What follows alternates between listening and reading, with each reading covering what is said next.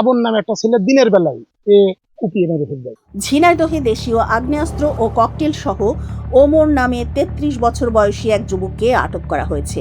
শুক্রবার বিকেলে জেলার খাজুরা জোয়াদ্দার পাড়ায় এ ঘটনা ঘটে। স্থানীয়দের দেওয়া তথ্য অনুযায়ী শুক্রবার ১৪ই আগস্ট আনুমানিক বিকেল ৬টার দিকে খাজুরা জোয়াদ্দার পাড়ার জাহিদ জোয়াদ্দারের বাড়িতে অবস্থান করছিলেন ওমর নামে ওই যুবক।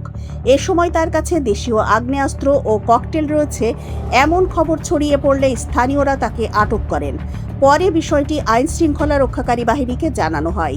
খবর পেয়ে দ্রুত ঘটনাস্থলে পৌঁছায় পুলিশ। পরে স্থানীয়দের কাছ থেকে আটক যুবককে হেফাজতে নেয় আইন শৃঙ্খলা রক্ষাকারী বাহিনী। তবে আটক যুবকের কাছে থাকা অস্ত্র ও ককটেলের সংখ্যা, এগুলো কোথা থেকে এসেছে এবং কী উদ্দেশ্যে তার কাছে রাখা হয়েছিল, এসব বিষয়ে এখনো বিস্তারিত তথ্য জানা যায়নি। এর একটা গ্যাং আছে, এ মাদক সন্ত্রাসী চাঁদাবাজি এখনো কোনো কাজ নেই যে এর দিয়ে সংগঠিত হয় না। জাহিদ জোয়াদ্দার জামাতের এই ওয়ার্ডের সভাপতি, উনি উনার বিনা টাকায় নাকি এই বাসাটা উনি বিনা টাকায় ওরা ভাড়া দিয়েছে, একটা গুপ্ত বাসা। ওর কাছে এমনিতে অস্ত্র আছে, ওরা বিভিন্ন রকম পায়তারা করে বেড়াচ্ছে নাশকতা করার জন্য। এইটা আমাদের যারা ছাত্র দল, যুব দল, স্বেচ্ছাসেবক দল, মূল দলের লোকজন আছে খাজুরা গ্রামের, এটা মোটামুটি ভাবে ওরা যে এই জায়গায় সন্ত্রাসী কার্যক্রম করে, ওদের কাছে অস্ত্র আছে বলে কেউ হয়তো কথা বলতে পারে না। যার কারণে আজকে আমরা টোটাল বিএনপির লোক সব এক হয়ে আমরা মনে করি স্থানীয় লোকজন আজকেও তারপরে ধরেছে। এ ঘটনায় এলাকায় চাঞ্চল্যের সৃষ্টি হয়েছে। অস্ত্র ও বিস্ফোরক সদৃশ বস্তু উদ্ধারের বিষয়টি গুরুত্বের সঙ্গে দেখছে আইন শৃঙ্খলা রক্ষাকারী বাহিনী। তারও মেরে ফেলাবো, তোমারও মেরে ফেলাবো, তোমার যদি কেউ থাকে তাহলে তুমি তার সাথে করে আইসো। করার পরে এরপরে বলেছে যে তোর কোন বাপ আছে তুই ডাইকে নিয়ে আই। মেরেছে মেশিনের উল্টো পিঠ দিয়ে বাড়ি মেরেছে। আর আগে 2 মাস আগে এই যে মেরে এখানে হাতুর দিয়ে মেরে ফাটাই ফেলা হয়েছে। এই জায়গা মেশিন ধরেছে, এর আগে মেশিন আছে, আজকে মেশিন দিয়ে বাড়ি মেরেছে। এই জায়গা একটা ছেলে দিনই দুপুরে ওর নেতৃত্বে মার্ডার হয়, ও নিজে ছিল। আমরা পারিবারিক ভাবে আমাদের জমিনে ঝামেলা চাচা ভাইস্তের, সেখানে উমর দা হাতুর নিয়ে যে আমাদের হুমকি দেয়, মানে আমাদের গাংপাড়ার মধ্যে মাদকের রাজত্ব চালাই ফেলছে।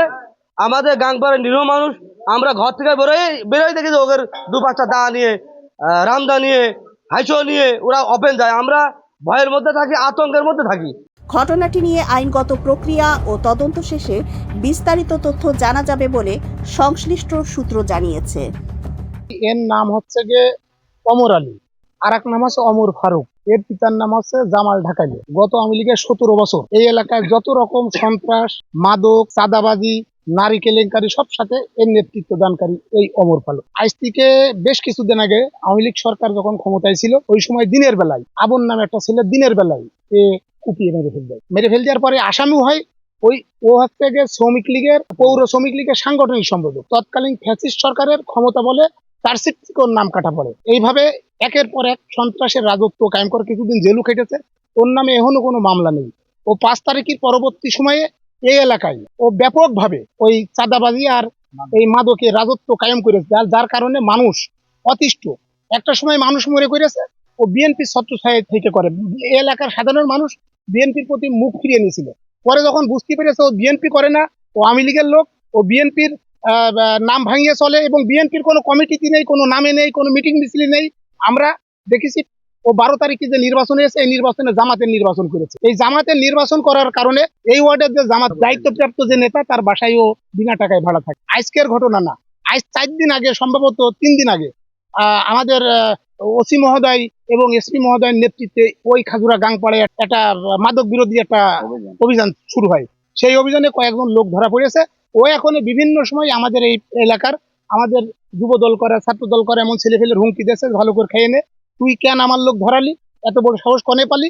এর পরিপ্রেক্ষিতে ওই এলাকার লোক, সাধারণ জনগণ, এই ওয়ার্ডের সাধারণ মানুষ আজকে সংঘবদ্ধভাবে ওরে তাড়া করেছে। তাড়া করলে ওর মূল যে ভূতা ছিল সে দৌড় মেরে, তোর সাথে আরো 2 জন ছিল, তারা ছুটে গেছে। ও পায়খানার ভিতরে পড়ে গেছিল। তারপরে জনতা, বিশেষ করে ওই গাংপাড়ার মহিলা মানুষ, ও ঝাঁটা দিয়ে পিটাইছে। বলেছে তখন তোমার কাছে কি আছে? তখন বলেছে আমি যে বাসায় ভাড়া থাকি ওখানে মাদক অস্ত্র আছে, সব আছে।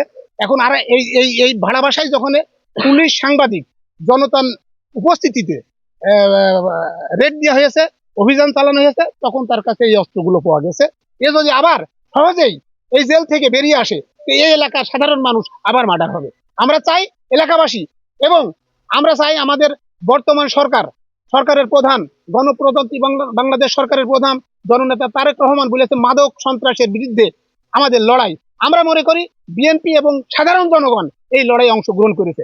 আমরা এই এলাকার মানুষ সামাজিক আন্দোলন গড়ে তুলতে চাই সন্ত্রাস মাদকের বিরুদ্ধে।